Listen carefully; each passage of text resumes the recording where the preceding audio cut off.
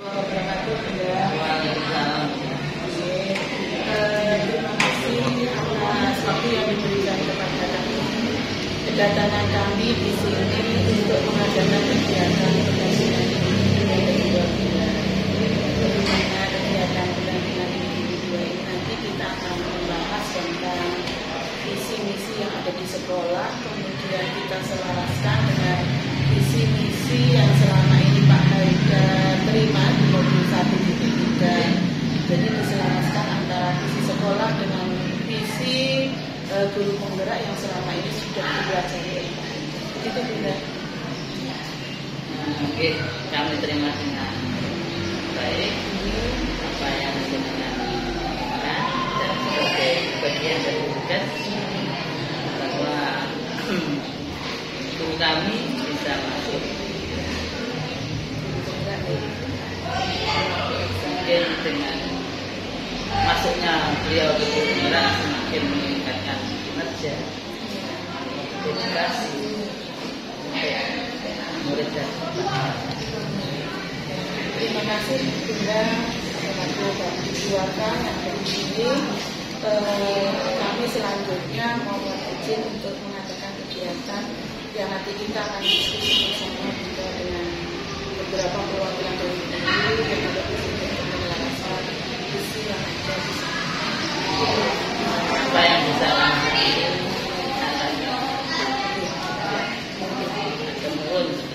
Saya juga terima kasih Bunda atas waktu dan selama ini Pak Haidar setelah mempelajari berbagai macam kegiatan yang ada di LMS maupun kegiatan pendampingan individu dan lembaga luar biasa, semoga nanti ke depannya bisa membawa berkah untuk semua.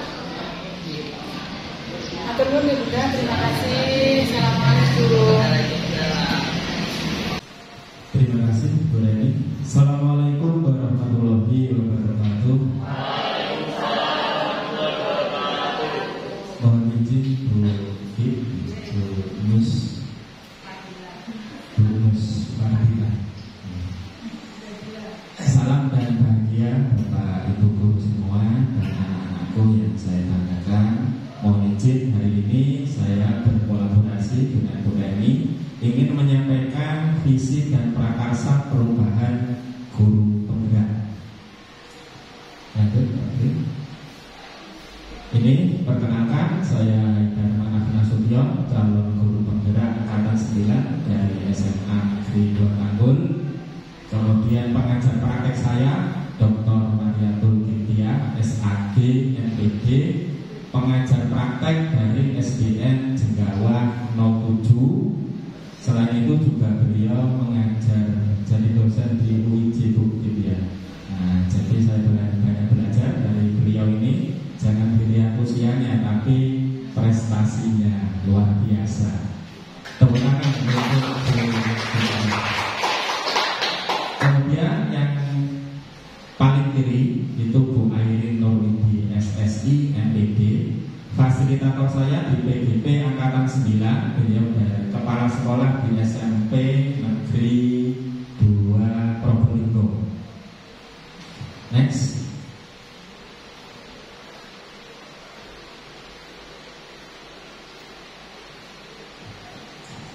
Tujuan saya dan Bu Reni mengundang panjenengan di sini itu adalah kita akan berdiskusi dan refleksi tentang visi dan prakarsa perubahan guru penggerak.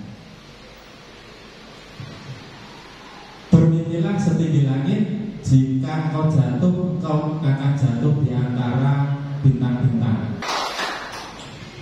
Visi adalah harapan, cita-cita atau impian yang ingin diwujudkan oleh individu atau organisasi. Ini pengertian dari visi. Di situ ada cita-cita, masing-masing dari kita kan pasti punya cita-cita kan ya. Nah, atau punya harapan, cita-cita dan harapan. Coba anak-anak, Gabriel cita-citanya apa? Assalamualaikum warahmatullahi wabarakatuh. Perkenalkan saya Gabriela Dion dari kelas 11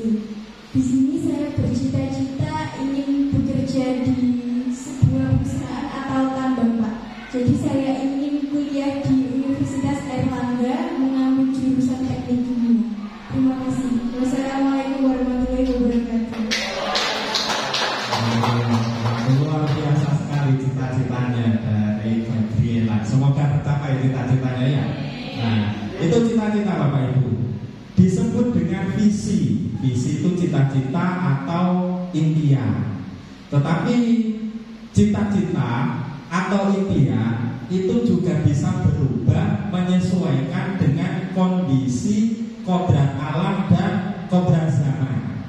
Dulu kalau zaman saya masih kecil itu anak ditanya cita-citanya jadi insinyur, jadi dokter. Tapi kalau anak sekarang, enggak Bapak Ibu, ya kalau ditanya cita-citanya jadi apa sekarang yang banyak anak-anak kecil itu? Jadi YouTuber, jadi konten kreator, seperti itu kan ya. Nah, jadi cita-cita atau impian itu akan berubah menyesuaikan dengan kodrat alam, lingkungan sekitarnya, dan juga kodrat zaman, perkembangan dari zaman yang sedang ada pada saat itu. Kemudian yang selanjutnya fungsi visi. Yang pertama menentukan arah dan tujuan organisasi atau individu, menjadi motivasi bagi anggota organisasi atau individu, menciptakan rasa kebersamaan dan tujuan bersama. Ini pentingnya. Jadi visi kelihatannya sepele, hanya kata-kata, tetapi akan menjadi mantra kalau visi itu masuk ke dalam diri kita. Saya contohkan, saya pernah baca buku novel itu Negeri 5 Menara. Ada yang pernah baca? Ada ya? Sekilas saya ceritakan, namanya tokoh utamanya itu Alif namanya. Alif ini dan kawan-kawannya setiap sore itu sukanya itu naik menara di belakangnya masjid sambil tidur-tiduran sambil melihat awan. Itu masing-masing orang, 5 anak itu melihat awan itu memimpikan sesuatu yang berbeda.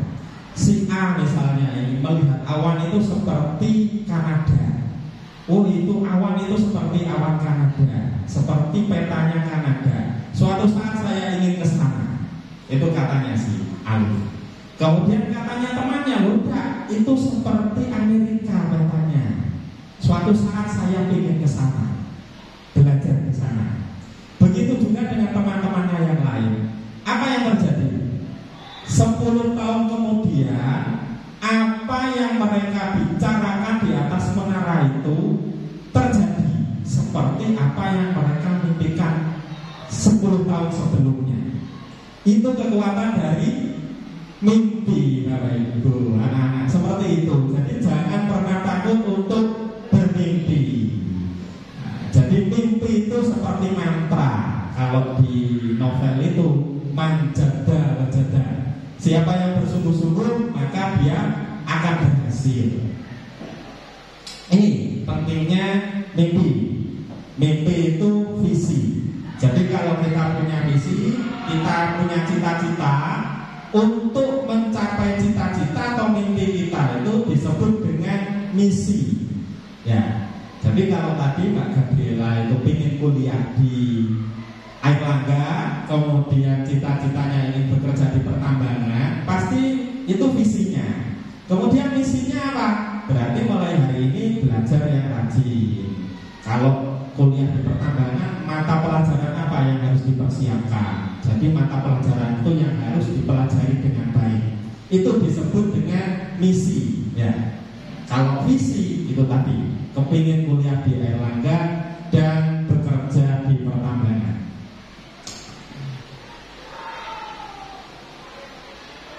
Lanjut, selanjutnya silakan di-scan. Ini kalimat rumpak untuk Bapak Ibu Guru. Tadi sudah bisa di grup di WA, Bu Reni. Ke anak-anak, oh yang anak-anak sudah. Yang Bapak Ibu Guru tolong ini di-scan. Nanti Bapak Ibu Guru setelah men-scan ini akan menuju ke website namanya Padlet. Di situ akan ada pertanyaan Bapak Ibu. Contoh pertanyaannya,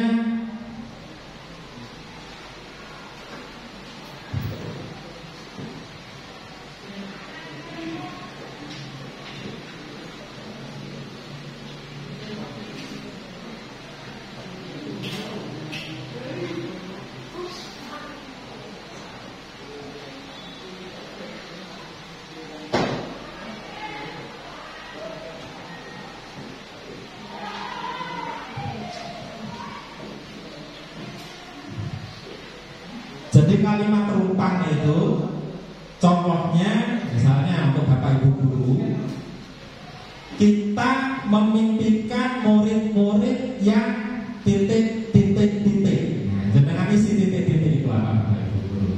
Kita memimpikan murid yang titik-titik-titik. Jenengan isi. Tolong dikasih nama ya Bapak Ibu. Jadi dikasih nama. Di Padletnya itu dikasih nama jenengan. Yang kedua, di sekolah kita mengutamakan titik-titik-titik-titiknya itu jenengan isi. Yang ketiga, murid di sekolah kita sadar betul bahwa titik-titik-titik. Kemudian yang keempat, kita warga di sekolah ini yakin untuk titik-titik-titik. Yang kelima, kita dan warga di sekolah paham bahwa titik-titik-titik. Jadi titik-titiknya jangan di sini.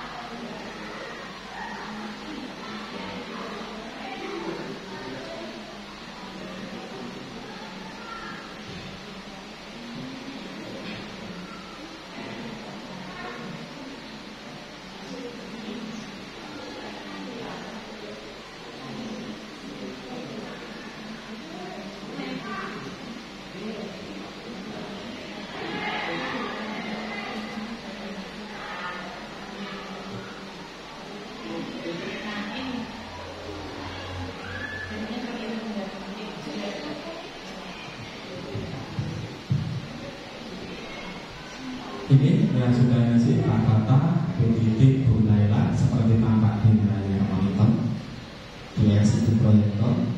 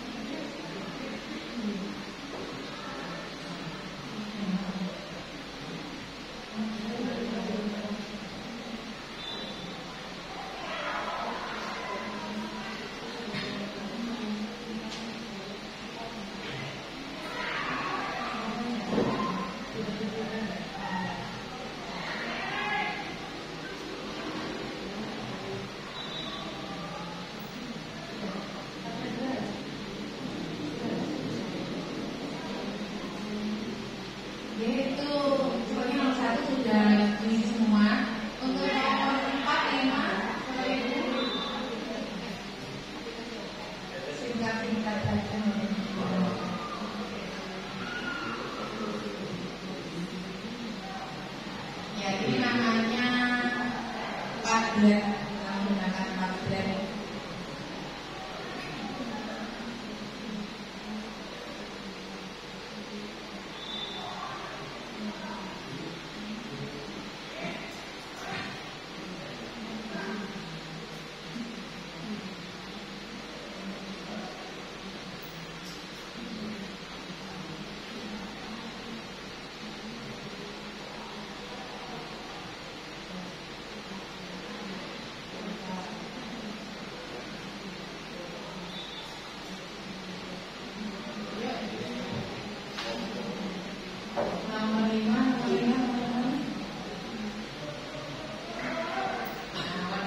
Mulai ini jawabannya paling serius. Seperti saya ini, nggak suka pendek-pendek, dowo.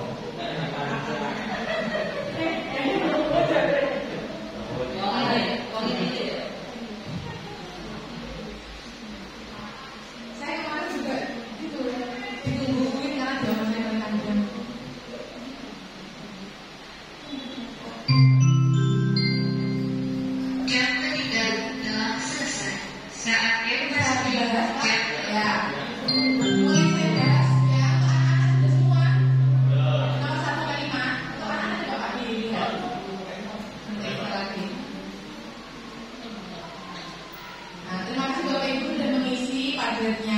Saya bahas ya. Pertanyaan pertama, ini kalimat penumpang itu berarti kalimat belum selesai. Nah, ini tentang cita-cita guru kepada murid. Pertanyaan pertama, kita memimpikan murid-murid yang ternyata guru-guru sudah punya impian. Kita ingin muridnya seperti apa sih? Nah, apakah berkarakter dan berprestasi? Oke, ini sudah ditemukan ya, berkarakter dan berprestasi.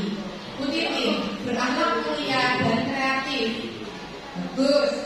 Mulailah berkarakter. Pokoknya kalau belajar ini sosial banget, harus berkarakter kalau belajar. Bu Serita, berkarakter, berakhlak mulia, kreatif dan aktif. Waktu BK ini memang selalu kita harus pak banyak ya Bu ya. Bu Citra, peserta didik yang berprestasi dan berkarakter. Dapat disimpulkan ternyata Bapak Ibu ingin siswa kita itu berkarakter dan kreatif, berakhlak mulia. Nah, semua itu terekam dalam apa Bapak Ibu? Profil pelajar Pancasila. Ternyata profil pelajar Pancasila itu sudah mencakup keyakinan kita tentang murid. Nah, seperti itu. Untuk soal kedua, di sekolah kita mengutamakan tanggung jawab pembelajaran yang lebih ini menyenangkan. Nah, Bu Titin mengutamakan budaya mutu seperti slogan sekolah kita, budaya mutu. Ini sudah ini Pembawa misi. iya, quality culture. Bagus. Mulailah adab yang baik. Pokoknya mulailah nomor 1 Bu. Adab. Iya. Bu Serita, semua etika dapat dipraktekkan dengan baik. Nah, nih guru BK ini etika. Bu Citra, budaya mutu. Bu Citra ini ternyata sekarang sudah menjadi keluarga swadata yang sangat mengalir dalam darah budaya mutu.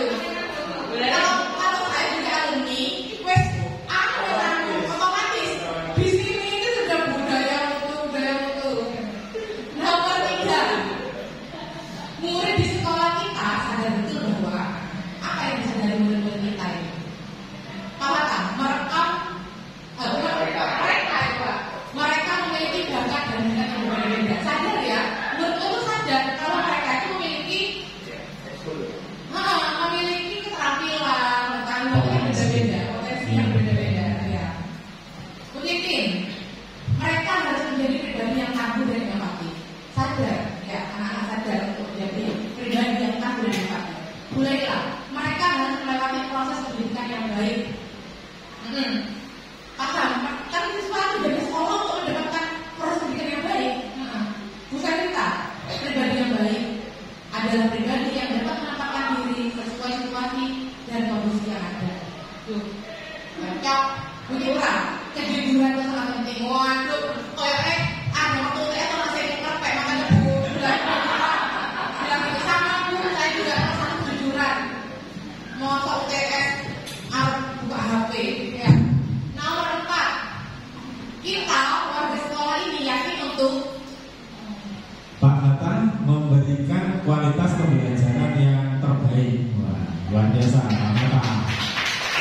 berkualitas, bermutu. Kemudian Bu Titi terus meningkatkan layanan pendidikan. Nah, ini sangat penting. Bu Laila menjadikan sekolah yang berbudi pekerti luhur. Wah, cocok ini untuk jadi apa? Menteri Sosial. Lanjut Bu Citra menciptakan kondisi sekolah yang kondusif dan menyenangkan.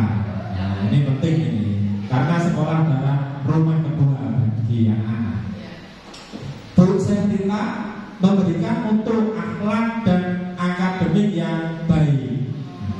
Karena alumni ada mutunya ya. Budaya mutu itu sudah jadi darah dagingnya ya. Nomor 5, pertanyaan rumahnya, kita dan warga di sekolah paham bahwa Pak Lata, guru dan murid saling berkolaborasi dalam mewujudkan cita-citanya. Wah, luar biasa ini ya.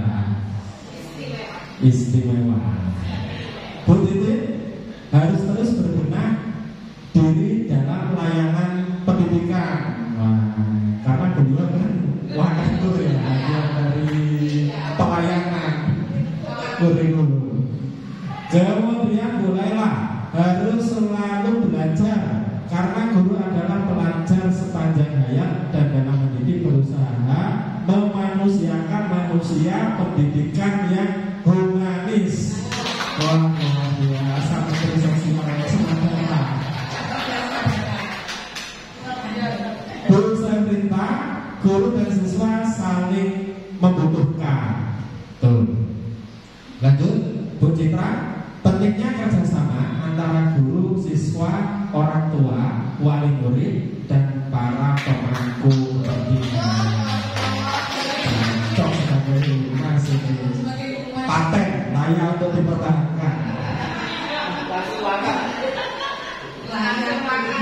Monggo gimana Bu Reni dari kalimat luntang cita-cita guru kepada murid ini bisa kita simpulkan bahwa semua guru-guru sadar dan anak-anak di sekolah kita ini sadar kalau mereka ini punya perbedaan, ya kan, punya kemampuan yang berbeda-beda, dan guru juga menginginkan anak-anak itu dapat memiliki karakter yang teratur dalam proses Pancasila. Semua sepakat. ada 6 dimensi profil pelajar Pancasila. Ya. Ini masih ada punya murid. Nah, untuk murid jangan dibuka dulu. Murid kita tunjuk, untuk salah satu murid kita tunjuk untuk menyampaikan pendapatnya, apa yang sudah diisi kalimat rumpan tadi. Monggo Bu Reni ditunjuk siapa?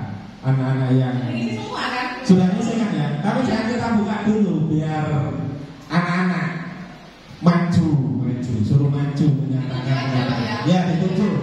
Iya, soalnya kalau udah ditunjuk, ini Pak yang Iya, betul.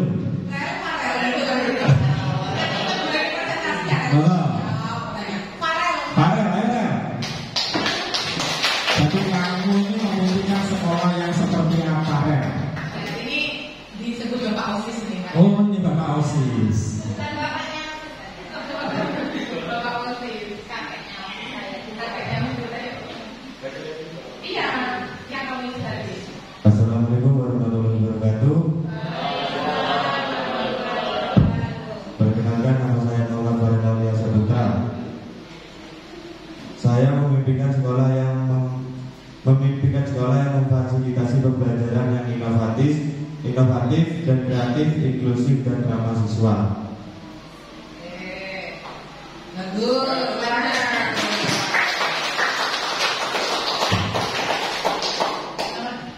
Kalau kedua ya,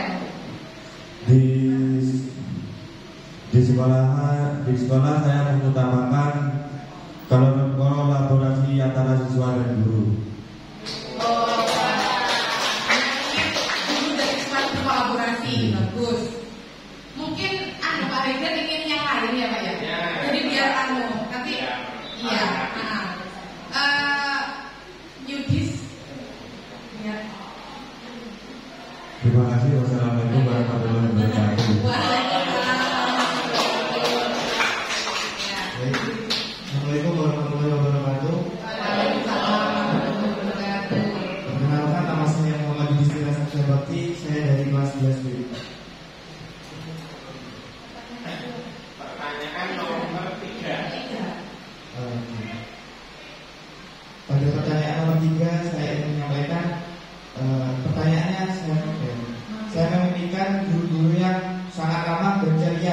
kita bersama murid yang menjadikan murid itu senang, gembira, dan tanpa beban dalam pelajaran itu sendiri.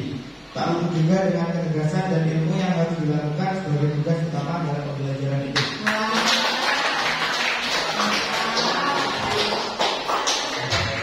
Mulutnya tetap ya, tapi juga tegas dalam pembelajaran itu gitu loh. Iya, BBI. Pembelajaran yang menyenangkan. Oke. Penutup nomor 5, Elisa. Oke. Elisa, pertanyaan rupanya nomor 4 ya. Elisa. Penutup. Gongnya.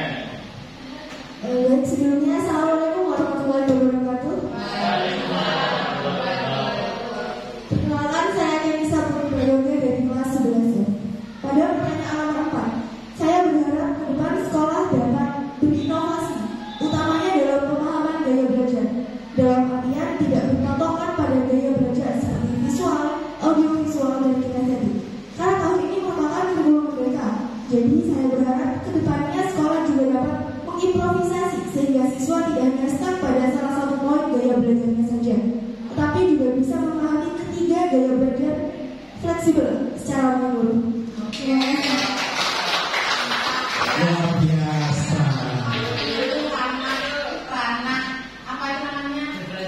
Diferensiasi, pembelajaran berdiferensiasi. Jangan lupa Elisa ini saudaranya Bu Eri, sama pinternya dengan Bunda Eri. Jadi Bu Reni, dari kalimat rumpang harapan siswa ini bisa kita simpulkan bahwa Ternyata anak-anak itu ingin sekolah yang ramah, menyenangkan, iya. Namun tetap mengutamakan kebutuhan siswa, apa yang mereka butuhkan terpenuhi. kan menurutnya itu menyenangkan bukan berarti terus bercanda sekolah Iya, kita betul. bercanda, Iya. iya. Tapi kita tetap harus ada ketegasan juga, Pak. Betul. Iya.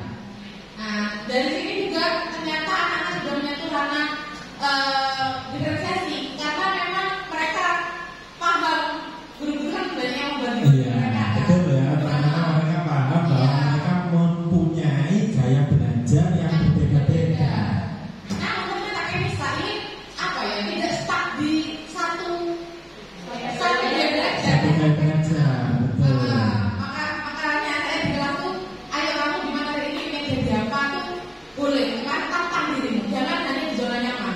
Misalnya kamu visual, jangan minta kali terus, coba besok jadi kinestetik, ya Bu, saya besok gitu Pak saya. Nah, apa ya kan tidak stuck di satu gaya belajar, anak-anak bisa memilih. Ya, nah, bisa kita simpulkan bahwa selain anak-anak belajar, ternyata kita sebagai bapak ibu guru harus juga banyak belajar, mengupgrade keilmuannya agar pembelajaran yang kita berikan ke anak-anak itu sesuai dengan apa yang mereka inginkan, sesuai dengan kodrat alam dan kodrat zaman. Lanjut, Pak Ri. Slide selanjutnya.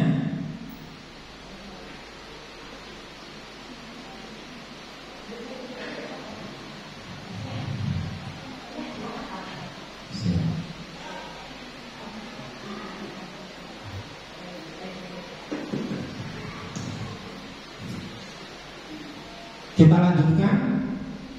Di ini saya tampilkan visi pendidikan Indonesia. Apa ya visi pendidikan Indonesia? Visi pendidikan Indonesia adalah mewujudkan Indonesia maju yang berdaulat, mandiri, dan berkepribadian melalui terciptanya pelajar Pancasila. Apa dimensi profil pelajar Pancasila? Itu ada 6. Yang pertama, bernalar kritis, kreatif, mandiri, beriman, bertakwa kepada Tuhan Yang Maha Esa, dan berakhlak mulia. global. Ini 6 dimensi profil pelajar Pancasila. Yang selanjutnya visi sekolah. Visi sekolah adalah harapan atau cita-cita yang ingin dicapai oleh warga sekolah. Visi sekolah dijadikan sebagai cita-cita bersama warga sekolah dan segenap pihak yang berkepentingan pada masa yang akan datang, mampu memberikan inspirasi, motivasi, dan kekuatan pada warga sekolah dan segenap pihak yang berkepentingan. Visi sekolah dirumuskan berdasarkan masukan dari warga sekolah dan pihak yang berkepentingan. Visi sekolah diputuskan oleh rapat dewan guru, dipimpin oleh kepala sekolah dengan memperhatikan masukan komite sekolah, disosialisasikan kepada warga sekolah dan segenap pihak yang berkepentingan dan ditinjau dan dirumuskan kembali secara berkala sesuai perkembangan dan tantangan di masyarakat. Jadi visi itu boleh berubah seperti halnya dengan cita-cita tadi. Gabriela kalau ternyata nanti setelah lulus SMA berubah, tidak apa-apa. Cita-cita itu ternyata visi boleh berubah, cita-cita juga boleh berubah. Menyesuaikan apa? Perkembangan dan tantangan yang ada di masyarakat. Seperti itu.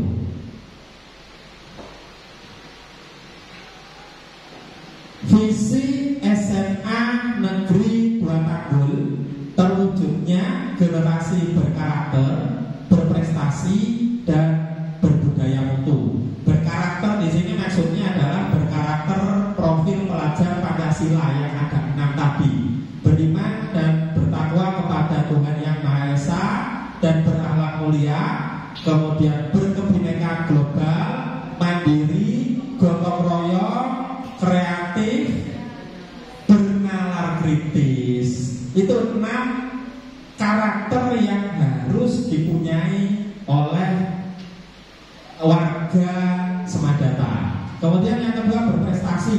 Berprestasi ini maksudnya berprestasi baik di bidang akademik maupun non akademik sesuai dengan minat dan bakatnya masing-masing. Yang ketiga berbudaya mutu. Nah ini berbudaya mutu ini maksudnya semua apa yang dilakukan, dikerjakan itu harus berbasis mutu, berkualitas. Nah. Kemudian dari visi-visi yang tadi sudah saya sampaikan, saya sebagai CGP membuat visi sendiri yang saya buat, yaitu visi saya terwujudnya generasi yang berkarakter, berprestasi, berbudaya mutu, dan berwawasan global. Ini visi saya. Dari visi ini ada saya turunkan lagi menjadi indikator.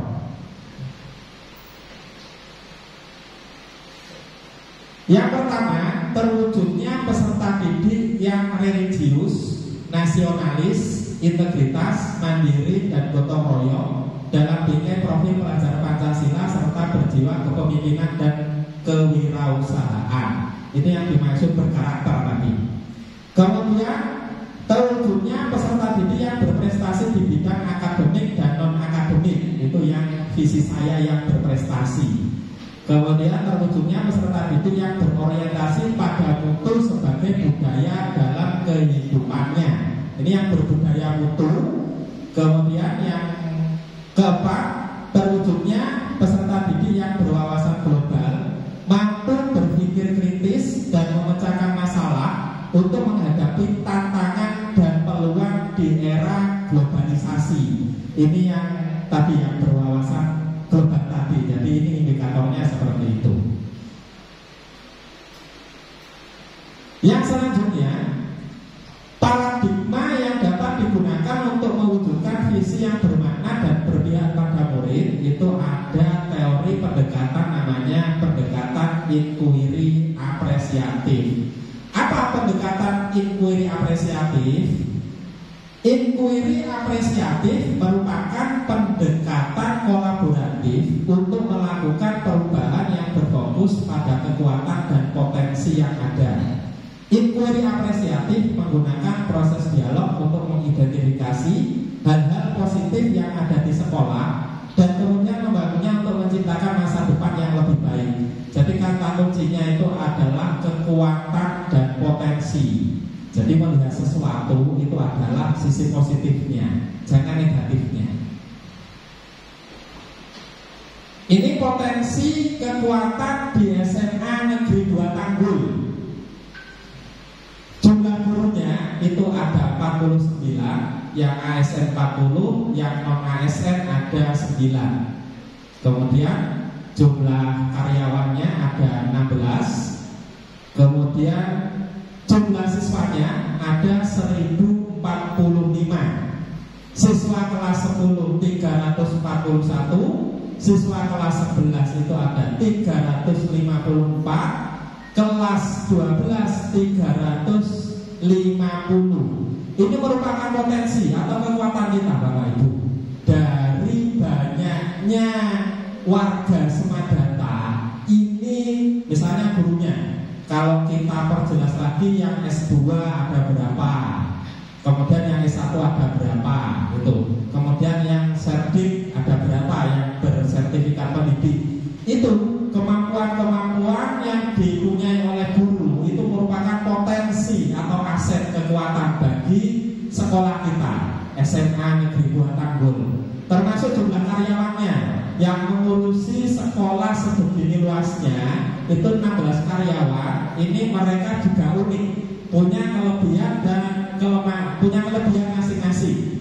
Ada yang bagian ngurusi kelistrikan sendiri, ada yang ngurusi pengairan, ada yang ngurusi pertanahan. Nah, itu merupakan potensi atau kekuatan yang ada di Semadata. Termasuk jumlah siswa yang berjumlah 1045 ini, masing-masing siswa itu punya potensi masing-masing. Ada yang suka jurnalistik, ikut ekstranya Bu Reni. Ada yang suka robotika, ikut ekstranya Pak Yusron. Ada yang suka tari, ikut ekstranya Pak Herman, Bu Retno. Nah, musik ada kawan-kawannya Pak Budi. Kemudian ada yang suka futsal, ikut futsalnya Pak Sigit. Nah, itu potensi Bapak Ibu. Itu dari kemampuan non akademik. Kemudian dari sisi akademik, ternyata siswa kita banyak juga yang punya kemampuan akademik yang bagus. Nah, berprestasi di bidang akademik itu juga merupakan potensi kekuatan yang ada di Semadata. Kalau kita bisa membaca potensi ini, maka kita bisa membuat sekolah kita ini menjadi sekolah yang sesuai dengan visi misi tadi. Sekolah yang berkarakter, berprestasi, dan berbudaya mutu. Seperti itu Bapak Ibu dan anak-anak.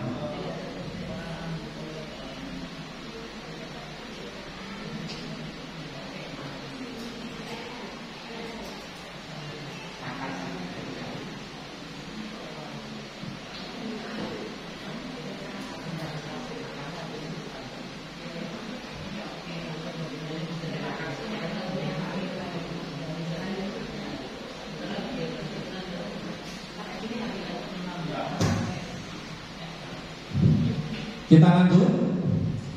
Dari visi yang saya sudah jelaskan tadi dan potensi kekuatan yang ada di SMA Negeri 2 Tanggul ini, saya membuat prakarsa perubahan, yaitu meningkatkan kreativitas dan motivasi peserta didik melalui pemanfaatan teknologi. Jadi seperti ini dasarnya, berdasarkan pendekatan inquiry apresiatif tadi. Ternyata setelah saya survei, dari 1045 siswa itu 95% anak-anak itu membawa gadget, membawa HP ke sekolah. Ya, hampir 100%. Kalau itu tidak kita manfaatkan dengan baik, maka HP itu seperti pedang bermata dua, seperti pisau bermata dua. itu bisa positif, juga bisa negatif. Ya, jadi saya mengambil sisi positifnya berdasarkan teori inquiry apresiatif tadi. Saya ingin memanfaatkan, meningkatkan kreativitas dan motivasi belajar peserta didik melalui pemanfaatan teknologi dengan menggunakan media HP itu tadi. Jadi pembelajaran itu kita perbanyak itu di HP supaya anak-anak pada saat di kelas tidak bingung mencari HP. Karena ada pelajaran misalnya dilarang menggunakan HP, ternyata anak-anak itu sibuk mencari HP-nya, sehingga mereka dengan diam-diam itu pakai HP. Ini kita boleh pada saat KBM boleh menggunakan HP, tapi yang dikerjakan adalah pembelajaran, yang dikerjakan adalah soal-soal, yang dia cari adalah materi-materi yang sedang disampaikan. Sehingga kalau itu kita bisa manfaatkan HP ini yang dibawa oleh anak-anak, maka sesuai dengan konsepnya pembelajaran filosofi Ki Hajar Dewantara, memang sesuai kodrat zamannya. Anak-anak itu tidak bisa kalau dilarang tidak menggunakan HP.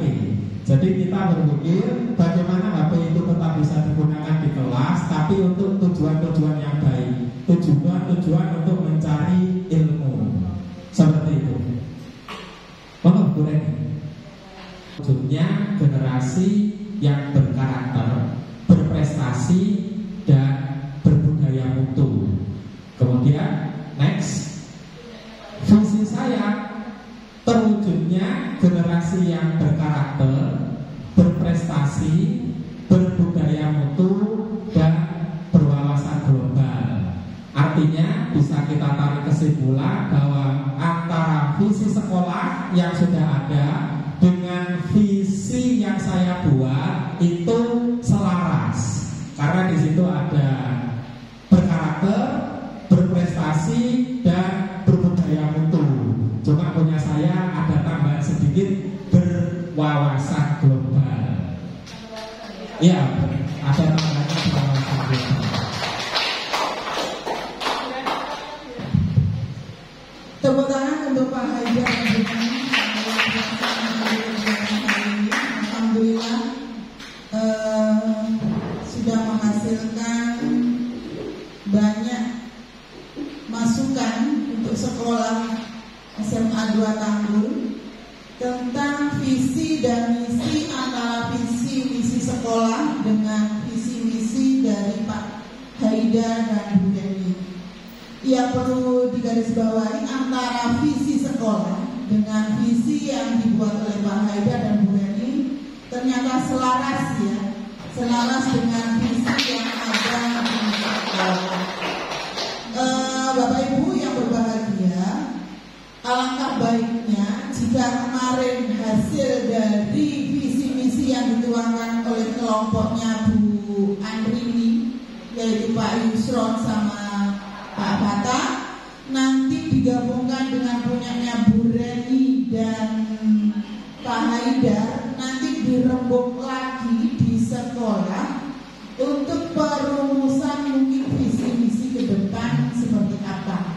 Jadi penyelarasan di sini artinya adalah apa yang diperoleh dari kelima CGB itu nanti masukan apa yang belum ada. Tadi mungkin menambahkan seperti Pak Haidar di bidang IT gitu ya. Kemudian nanti Pak Haidar yang ditekankan pada bagjanya tadi itu adalah di bidang IT yang ditambahkan. Lah itu nanti diberi masukan sekolah ke depan seperti apa yang mau dilakukan visinya, apa memasukkan nilai di bidang IT-nya gitu ya. Kemudian di Bu Reni nanti mungkin tadi Bu Reni lebih menekankan kepada nilai kreativitas gitu ya, seperti itu. Nah nanti bergabung bersama CGB yang lain, bergabung bersama lagi, digodok lagi menjadi visi-visi sekolah ke depan yang lebih baik, begitu ya. Begitu Bapak Ibu, mungkin nanti Bu Nila akan menambahi dari penyelarasan visi-misi yang ada yang telah dipaparkan oleh Pak Haidar sama Bu.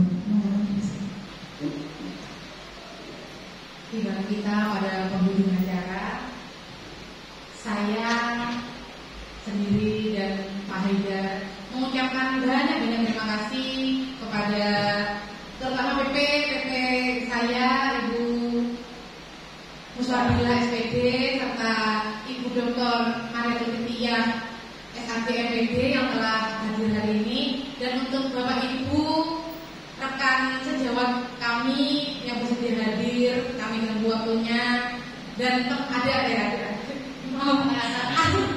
anak-anak saya yang tadi saya undang, ayo gitu. Ternyata mereka semangat sekali hadir pada kegiatan hari ini. Saya dan Pak Haidar mengucapkan banyak terima kasih. Semoga kegiatan hari ini dapat bermanfaat bagi kita semua, menjadi ajang berbagi, sharing, dan saling terbuka untuk kita apa yang ingin kita inginkan bagi sekolah, bagi SMA Negeri 2 Tanggul kita ini. Itu saja yang dapat kami sampaikan dan memberikan, semoga bermanfaat. Kami akhiri, wabillahi taufiq wal hidayah. Wassalamualaikum warahmatullahi wabarakatuh.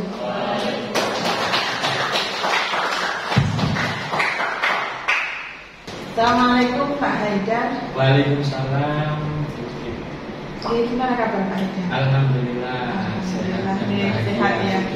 Alhamdulillah, tetap semangat ya Pak Haidar. Semangat. Untuk menjalani kegiatan di JGP ini. Untuk hari ini Pak Haidar kita akan diskusi tentang pendampingan individu yang kedua. Ada beberapa pertanyaan yang ingin kami tanyakan berkaitan dengan instrumen review proses pembelajaran daring. Yang ingin saya tanyakan yang pertama ini Pak Haidar, proses apa yang sudah berjalan selama 1 bulan terakhir ini Pak Haidar? Terima kasih. Untuk proses yang sudah berjalan selama 1 bulan terakhir ini yang sudah saya lakukan, yang pertama membuat keyakinan kelas. Jadi keyakinan kelas sudah diterapkan ya Pak Haidar. Kemudian menerapkan segitiga institusi dalam menyelesaikan masalah pada murid. Ketika ada masalah di kelas itu sudah saya praktekkan.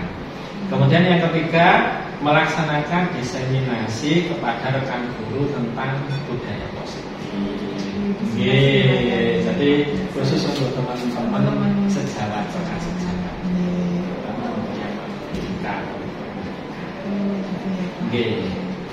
Yang kedua Pak Haidar, ini rencana tidak lanjut dari pendampingan individu yang pertama Pak Haidar.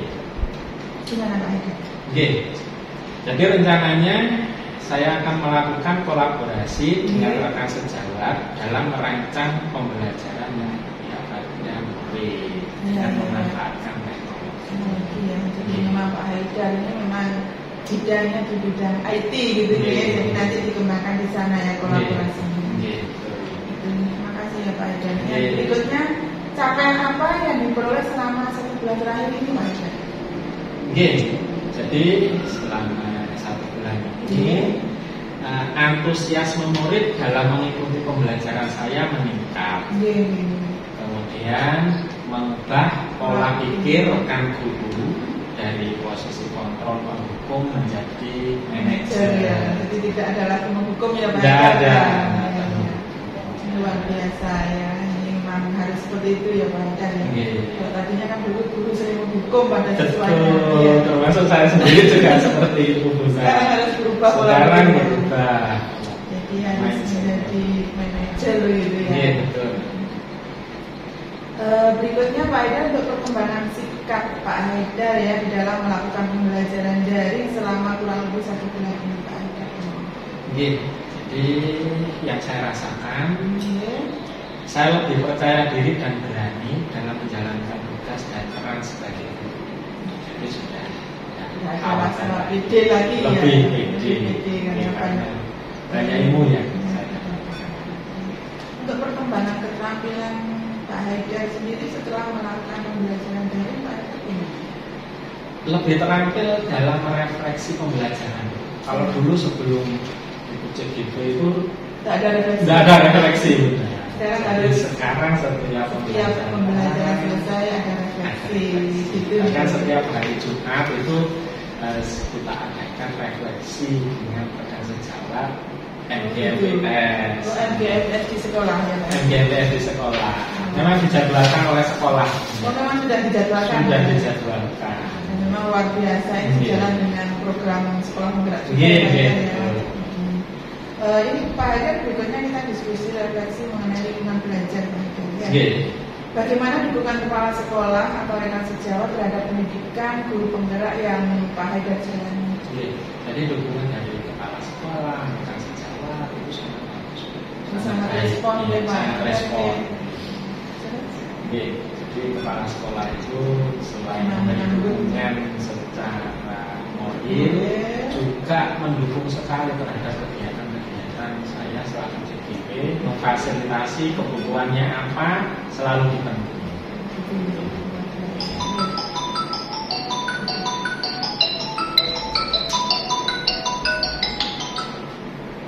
Sebentar ya Bu, sebentar.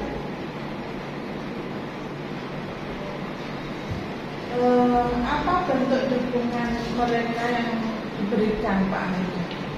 Jadi kalau kepala sekolah itu tadi yang seperti saya sampaikan itu bentuk apapun yang kita butuhkan seperti tadi kita kan untuk semua itu kita memenuhi kegiatan pendidikan. Nah, kalau dari rekan sejawat itu kita teman-teman itu mau berdiskusi dan berkolaborasi. Iya, jadi teman-teman itu mendukung sekali misalnya tentang budaya positif, seperti restitusi itu sering kita diskusikan. Jadi tantangan saya itu adalah menggerakkan murid maupun rekan guru untuk menerapkan teori-teori yang saya dapatkan dalam pendidikan guru. Tapi saya melihat ini tantangan. Iya, jadi kita sering diskusi ya. Berbeda pendapat apa, cuma kita justru diskusinya semakin banyak. Jadi apa yang diperoleh dari guru penggerak didiskusikan di rekan-rekan sejawat itu Pak Haidar. Ini Pak Haidar, apa yang Pak Haidar lakukan untuk menghadapi tantangan tersebut Pak Haidar? Jadi untuk menghadapi tantangan tersebut yang saya lakukan adalah bekerja sama dan berkolaborasi dengan kepala sekolah dan rekan sejawat, sering komunikasi dengan kepala sekolah, rekan sejawat terkait dengan pendidikan dan ilmu yang sudah saya dapatkan dalam pendidikan. Untuk rencananya ke depan Pak Haidar, apa yang direncanakan Pak Haidar ya sehingga kegiatan pendidikan guru penggerak itu bisa berjalan secara optimal? Yang pertama itu bekerja sama, kemudian yang kedua berkolaborasi dengan kepala sekolah, stakeholder yang ada di sekolah, dan rekan-rekan sejawat yang ada di sekolah. Ini lanjut Pak Haidar ya, kita kepada redaksi perubahan diri setelah mempelajari modul 1.1, 1.2 dan 1.3. Yang kami tanyakan apa saja yang sudah Pak Haidar pelajari di modul tersebut Pak? Jadi di modul 1.1 itu saya belajar tentang filosofi pendidikan belajar di modul 1.2 saya belajar nilai dan peran guru penggerak. Kemudian di modul 1.3 saya belajar tentang visi guru penggerak. Yang tadi kita diskusikan. Apa yang Pak Haidar sudah implementasikan di kelas Pak Haidar? Yang sudah saya implementasikan di kelas saya yaitu merancang pembelajaran berdiferensiasi yang berpihak pada siswa dengan menerapkan pembelajaran berbasis IT sehingga pembelajaran itu lebih berpihak pada siswa, lebih menyenangkan, sehingga anak-anak itu lebih nyaman. Itu yang pertama. Kemudian yang kedua itu saya menerapkan sertifikat restitusi untuk menyelesaikan permasalahan-permasalahan yang terjadi. Contohnya apa Pak? Misalnya untuk murid yang sering datang terlambat, jadi saya menggunakan sertifikat restitusi sekitar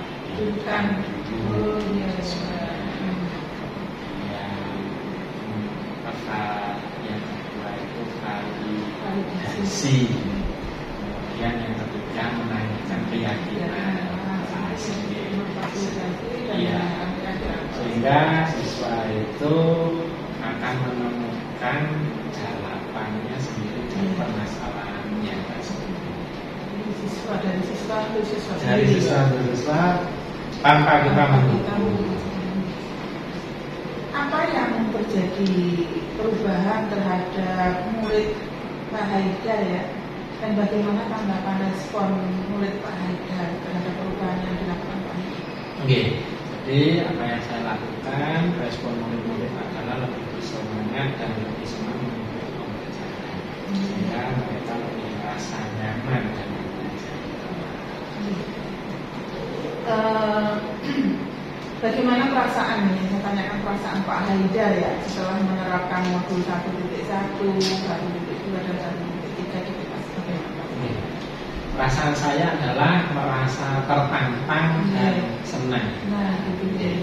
Tertantangnya untuk mengaplikasikan teori-teori yang saya dapatkan selama pendidikan di modul 1, 1.2, 1.3. Itu bukan tanpa masalah, selalu ada saja masalah. Iya, tapi masalah itu saya anggap sebagai tantangan. Dan saya juga merasa senang mendapatkan ilmu-ilmu hal tersebut dan bisa mengaplikasikan. Sehingga saya lebih dilakukan, saya lebih percaya diri pada saat melakukan. Apa yang sudah baik yang perlu Pak Haidar perbaiki untuk kedepannya? Hal yang sudah baik itu melakukan pembelajaran yang menyenangkan dan murid merasa nyaman. Itu sudah hal yang sudah dilakukan ya. Saya lakukan. Kemudian Kemudian yang perlu saya perbaiki adalah meningkatkan kolaborasi dengan rekan sejawat. Ada hasilnya. Ini yang perlu diperbaiki untuk peningkatan kolaborasinya ya. Dan berikutnya ada tentang rencana kita ya Pak, rencana komunitas praktisi di sekolah. Ini dari pemetaan komunitas praktisi di Lokakarya kemarin yang pertama, komunitas praktisi mana yang Pak Haidar itu memiliki peran atau pengaruh yang lebih? Jadi saya memiliki peran lebih itu di MGMBS. Di MGMBS di sekolah. Masing-masing mata pelajaran di SMA 2 Tanggul itu ada program namanya Agen Perubahan. Untuk salah satu akun dari MGMBS itu. Kalau di MGMBS di IK atau IPA itu menjadi koordinatornya. Namanya Agen Perubahan. Agen Perubahan. Agen Perubahan.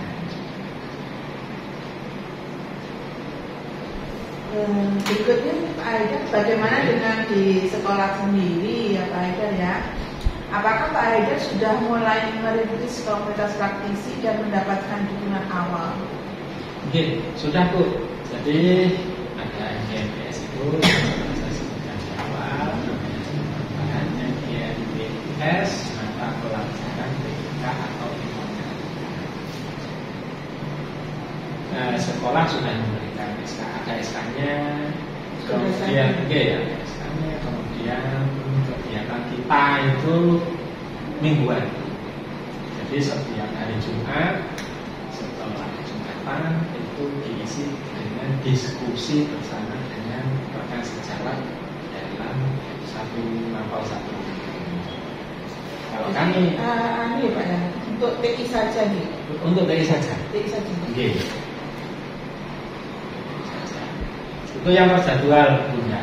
Untuk yang tidak terjadwal itu sering kita lakukan juga karena kita kan kami guru TI itu sering berkumpul di lab 3 sana misalnya. Jadi kita sering ngobrol tentang teknologi baru, tentang media pembelajaran, tentang pembelajaran diferensiasi. Jadi pernah juga kita melakukan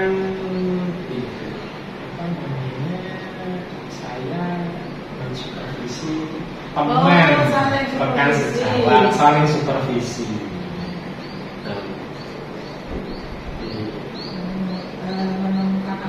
aturan Nggih, yang ada ada. aturan untuk membagi kualitas pembelajaran. Apa itu diketahui kepala sekolah kan? Nggih. Supervisi. Supervisi diketahui kepala sekolah dan pada saat itu memang dijadwalkan oleh kepala sekolah. Oh gitu, dijadwal juga ya. Apa Pak tantangan selama penerapan komunitas praktisi di sekolah? Tantangannya adalah ya awalnya ada saja kami mau ikut. Ya, tidak semulus yang Tidak semulus yang kita ya. bayangkan. Meskipun kita personalnya sedikit Bu, sedikit itu ada empat, ada empat. Oh, ada KPI ya? Iya, jadi nah, yang satu orang ini sulit sekali diajak Oh, tidak untuk mau. bergabung, sulit. Kita awal tapi sulit sekali untuk Sulit, diajak. Ya itu tantangan kita. Bersama ya, Iya. Pak, ya. Apa hal yang menarik dan menjadi pembelajaran saat merintis komunitas praktisi Pak? Seperti yang saya sampaikan di awal Iya. itu, ketidaksepahaman itu akan menjadi keselarasan dengan aksi sederhana. Kalau saya yang awalnya itu tadi sulit sekali diajak, dengan pelan-pelan kita ajak, akhirnya mau juga gabung. Alhamdulillah. Ini karena kan tidak semua itu mudah gitu ya Pak. Betul. Jadi harus ada lika-liku ternyata di Betul. dalam mencapai visi tadi. Betul. Nah, strategi apa yang akan Pak Haidar lakukan untuk segera memulai komunitas praktisi di lingkungan sekolah? Alhamdulillah untuk komunitas Sudah jalan ya? Jalan, sudah dibentuk dan sudah jalan. Sehingga Pak Haidar tadi- sendiri ada di koordinator Iya, ya? saya koordinatornya. Sehingga yang perlu dioptimalkan adalah kolaborasi. Kolaborasinya ya. Iya. Untuk rencana yang Pak Haidar lakukan untuk pengembangan komunitas praktisi yang sudah dibentuk itu apa Pak untuk meningkatkan hasil pembelajaran yang lebih baik lagi? Yang pertama itu membangun komitmen bersama. Jadi kita samakan visinya. Kita lagi membuat visi untuk MGMWSTIK atau Permenkes. Kemudian kalau visi sudah terbentuk, kita membuat rencana kerja. Yang ketiga, melakukan monitoring dan evaluasi dari rencana kerja yang sudah dilakukan tersebut. Yang keempat, berbagi prakteknya ini ke sesama teman MGMWS ya maupun ke ke teman-teman semuanya. yang ada di SMA. Sekarang kita di penghujung akhir kegiatan kita Pak. Kita sudah di proses pendampingan Pak Haidar ya. Apa hal yang paling menarik yang Pak Haidar dapatkan setelah proses pendampingan hari ini Pak Haidar, dan apa yang membuat hal tersebut menarik menurut Pak Haidar? Jadi hal menarik yang saya dapatkan setelah proses pendampingan hari ini adalah mendapatkan banyak pengalaman dan ilmu baru, terutama dari guru saya, Dr. Ya. Ternyata dengan menerapkan ilmu yang saya dapatkan di pendidikan guru pembina ini, mengajar lebih menyenangkan, tidak menjadi beban lagi. Apa yang sudah baik dan perlu diperbaiki dari pendampingan pada kegiatan pendampingan berikutnya Pak? Yang sudah baik itu yang pendamping sudah memberikan penjelasan dengan jelas dan mudah dipahami. Kemudian yang perlu diperbaiki di pendampingan berikutnya, pendamping dapat lebih bervariasi dalam metode dan media yang digunakan dalam kegiatan.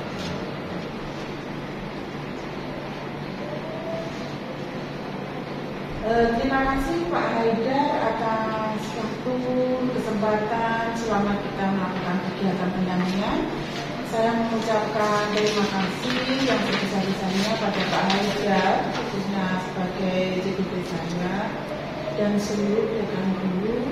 Salam buat mereka, salam buat kepala sekolah. Terima kasih atas segala waktu yang diberikan dan sarana serta fasilitas yang diberikan kepada kami selama kegiatan pendampingan pendidikan kedua.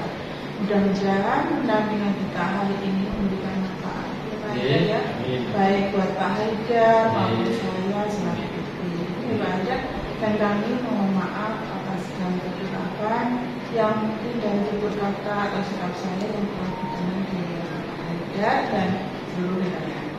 Itu gimana ya? Terima kasih. Assalamualaikum warahmatullahi wabarakatuh. Waalaikumsalam